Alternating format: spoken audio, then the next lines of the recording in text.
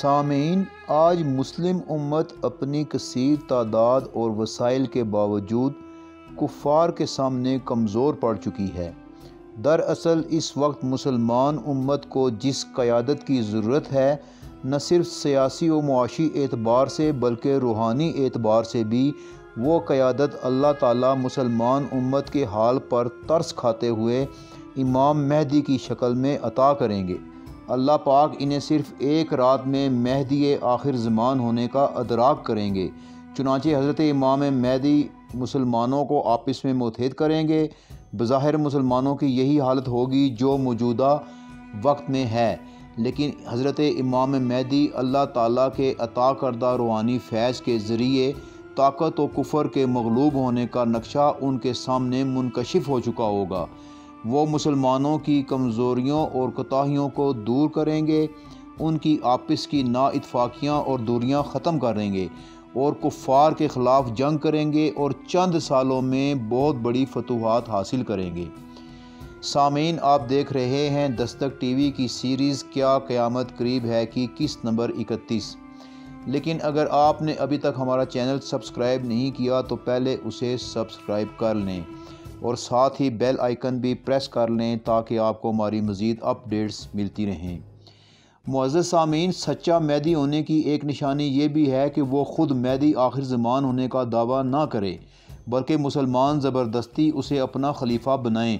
ان کے مہدی ہونے کی ایک نشانی یہ ہے کہ جب ان کا ظہور ہوگا ان کی عمر 40 سال ہوگی اور سعودی عرب کے خلیفہ کا انتقال ہو چکا ہوگا اور خلافت پر اختلاف پیدا ہوگا اور خون ریزی ہوگی۔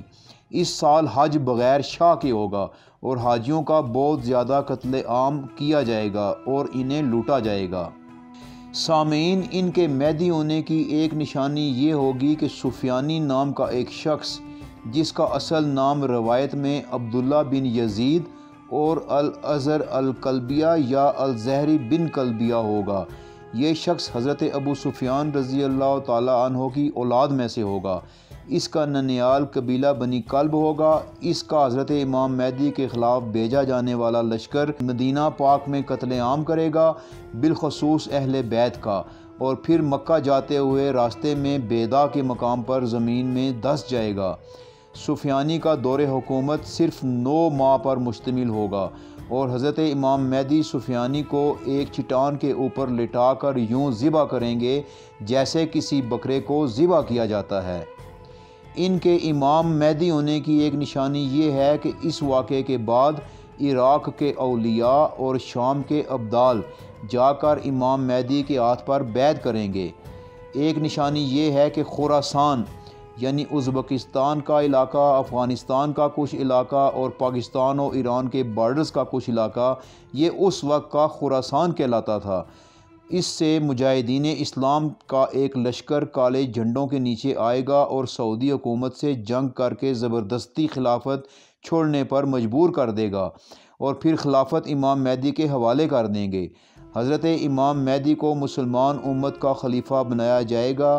حضرت امام مہدی کا احادیث مبارکہ میں جو حلیہ بتایا گیا ہے وہ یہ ہے کہ ان کی ناک اونچی، درمیان سے خمدار لیکن خوبصورت ہوگی، گندمی رنگ، کشادہ پیشانی، شرمیلی آنکھیں، چمکدار دانت، گھنی داڑھی اور رخسار پر تل کا نشان ہوگا، درمیانے قد کے ہوں گے اور ہلکا جسم ہوگا، زبان میں قدرے لکنت ہوگی، بات رک رک کر کریں گے، زبان کے اٹکنے کی وجہ سے اپنا دایاں ہاتھ بائیں ران پر ماریں گے۔ انہیں اللہ پاک علم لدنی عطا فرمائیں گے۔ وہ مسلمانوں کی پوشیدہ باتوں اور چیزوں کی طرف رہنمائی کریں گے۔ ان کے مہدی ہونے کی ایک علامت یہ ہے کہ زمین کے دفینے باہر آ جائیں گے، جنہیں آپ لوگوں میں کھلے دل سے تقسیم کریں گے۔ جس زمانے میں امام مہدی کا ظہور ہوگا اس وقت مسلمانوں پر ظلم و ستم کے پہاڑ ڈھائے جاتے ہوں گے اور مسلمان باوجود کثیر تعداد اور وسائل کے انتہائی مجبوری اور لاچاری میں دن گزار رہے ہوں گے۔ سامعین، مسلمان مختلف مقامات پر کفار سے برسر پیکار ہوں گے۔ فلسطین، عراق اور شام کے بارے میں فرمایا گیا کہ یہ خانہ جنگی کی لپیٹ میں ہوں گے، جبکہ آج یہی نقشہ عراق اور شام کا ہے۔ انہی حالات میں امام مہدی کا ظہور ہوگا اور اس کے بعد انہی کے دور میں ہندوستان کا محاذ کھل جائے گا اور ہندوستان فتح ہو جائے گا۔ حضرت ثوبان رضی اللہ تعالیٰ عنہ سے روایت ہے کہ رسول اللہ صلی اللہ علیہ وسلم نے فرمایا، میری امت میں سے 2 جماعتیں ایسی ہیں کہ ان کو اللہ تعالیٰ نے جہنم کی آگ سے محفوظ کر دیا ہے۔ ایک وہ جماعت ہے جو ہندوستان سے جہاد کرے گی، اور ایک وہ جماعت ہے جو عیسیٰ علیہ السلام ابن مریم کے ساتھ ہوگی۔ حضرت ابو ہریرہ رضی اللہ تعالیٰ عنہ سے روایت ہے کہ نبی کریم صلی اللہ علیہ وآلہ وسلم نے فرمایا، تمہارا ایک لشکر مسلمانوں کا ہندوستان سے جہاد کرے گا جس کو اللہ فتح نصیب فرمائے گا، حتیٰ کہ یہ لشکر اہل ہند کے بادشاہوں کو توق و سلاسل میں جکڑ کر لائے گا۔ اللہ اس لشکر کے گناہوں کو معاف کر دے گا۔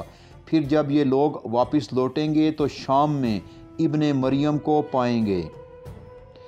سامعین، اس حدیث پاک سے ظاہر ہوتا ہے کہ ہندوستان کی فتح امام مہدی کے دور میں ہی ہوگی۔ حضرت امام مہدی اپنا ہیڈ کوارٹر دمشق شہر کے قریب الغوطہ کے مقام پر بنائیں گے اور وہاں سے فلسطین، عراق، ترکی اور ہندوستان کے محاذوں کو فتح کر رہے ہوں گے اور ہر محاذ کے کمانڈر سے رابطے میں ہوں گے۔ جس وقت ان کا یعنی امام مہدی کا ظہور ہوگا تو اس وقت مسلمانوں کے مختلف خطوں میں جنگ ہو رہی ہوگی، جس میں عراق، فلسطین اور شام قابل ذکر ہیں۔ پھر اس کالے جھنڈے والی مجاہدین کی جماعت کا ذکر ہے جو اسلام کی طلب میں خراسان سے چلیں گے۔ اس لشکر کو 2 اہم شخصیات حارث اور منصور کمانڈ کر رہے ہوں گے۔ یہ لشکر سعودی عرب جا کر شہزادوں سے جنگ کرے گا اور ان سے خلافت لے کر امام مہدی کے سپرد کر دے گا۔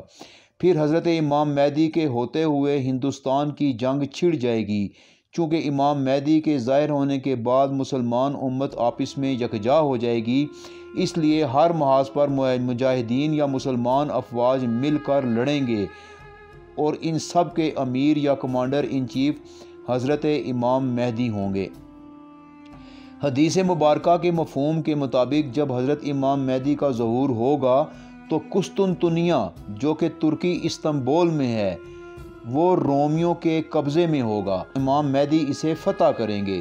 جبکہ موجودہ وقت میں استنبول ترکی مسلمانوں کے پاس ہے، تو ہو سکتا ہے کہ قسطنطنیہ پر امریکہ اور یورپ مل کر قبضہ کر لیں اور پھر امام مہدی آ کر اسے فتح کریں۔ ایک نشانی جو ظہور امام مہدی سے پہلے پوری ہونی ہے وہ دریائے فرات سے سونے کا پہاڑ نکلنے کی ہے۔ حضرت ابو ہریرہ رضی اللہ تعالیٰ عنہ سے روایت ہے کہ آپ صلی اللہ علیہ وسلم نے فرمایا، قیامت اس وقت تک نہیں آئے گی جب تک دریائے فرات سے سونے کا پہاڑ نہ نکلے۔ لوگ اس پر جنگ کریں گے اور ہر 100 میں سے 99 مارے جائیں گے۔ ہر ایک بچنے والا یہی سمجھے گا کہ شاید میں اکیلا ہی بچا ہوں۔ یہ حوالہ ہے جی کتاب مسلم شریف کا، جلد نمبر 4، صفحہ نمبر 22-19۔ سامعین، آپ دیکھ رہے ہیں دستک ٹی وی کی سیریز کیا قیامت قریب ہے کی قسط نمبر 31، جو اب اپنے اختتام کو پہنچتی ہے۔ انشاءاللہ بہت جلد ہم اگلی قسط کے ساتھ دوبارہ آپ کی خدمت میں حاضر ہوں گے۔ اس وقت تک کے لیے اجازت چاہیں گے۔ اللہ نگہبان۔